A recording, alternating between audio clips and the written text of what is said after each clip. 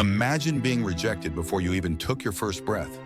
Not because of anything you had done, not because of any fault of your own, at least not yet. Before Esau was born, before he had spoken a word, taken a step, or made a single decision, God had already declared, "Jacob I loved, but Esau I hated." It's one of the most unsettling statements in the Bible. How could God hate someone before they had even lived? Was Esau doomed from the start, or was there something deeper at work? The story of Esau and Jacob is a tale of two brothers locked in a struggle that began before they even took their first breaths.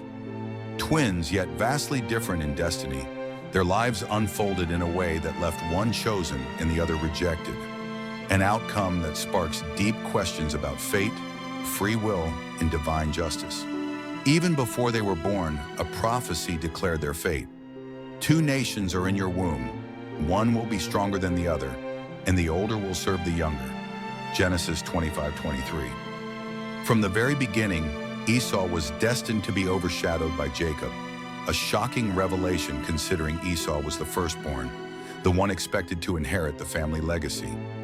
Esau burst into the world red and covered in hair, a wild and untamed spirit even in infancy. Jacob, by contrast, was grasping his brother's heel, as if trying to claim first place from the start.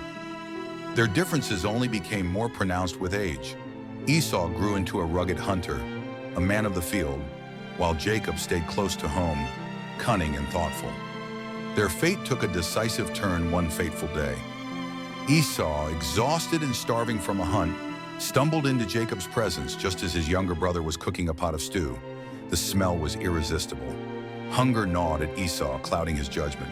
"Give me some of that red stew," he demanded. Jacob saw an opportunity. "First, sell me your birthright." Esau barely hesitated. "What good is a birthright if I'm about to die?" He scoffed, swearing an oath to trade his inheritance for a simple meal. He devoured the stew, never realizing he had just sealed his fate. That moment was more than just a bad bargain. It revealed Esau's heart. He saw no value in the spiritual blessings tied to his birthright. He lived for the now, not for the promises of the future, and God had seen it coming. In Romans 9, Paul reflects on this story, using it to illustrate a profound truth. God's choices are not based on human effort, but on his divine purpose.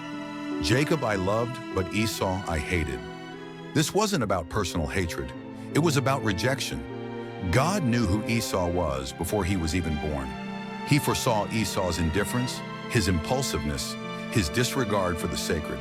And so, he chose Jacob. But did Esau ever stand a chance? Was he doomed from the start? Many wrestle with this question, yet the Bible makes it clear that Esau had the freedom to make better choices. He had opportunities to value what mattered, to seek God, to embrace his role in the covenant. But time and time again, he turned away. Even in later years, when Esau realized what he had lost, it was too late. His father, Isaac, had already given the ultimate blessing to Jacob, sealing the younger brother's role in God's redemptive plan. Esau wept bitterly, pleading for another blessing, but the moment had passed. He had traded away more than land or riches. He had lost his place in God's story. Esau's legacy continued through his descendants, the Edomites, a nation that would become enemies of Israel. His rejection wasn't just about him. It was about what his lineage represented, a people outside of God's covenant, at odds with his chosen ones. But Esau's story is not just about an ancient feud between brothers. It's a warning for all of us. He wasn't a villain, but he was careless with what mattered most. His life warns us against valuing temporary satisfaction over eternal blessings. It reminds us that God's choices are not arbitrary. They reflect what he already knows about our hearts. Esau had everything: status, opportunity, and a direct link to the promises of God. But he treated them lightly.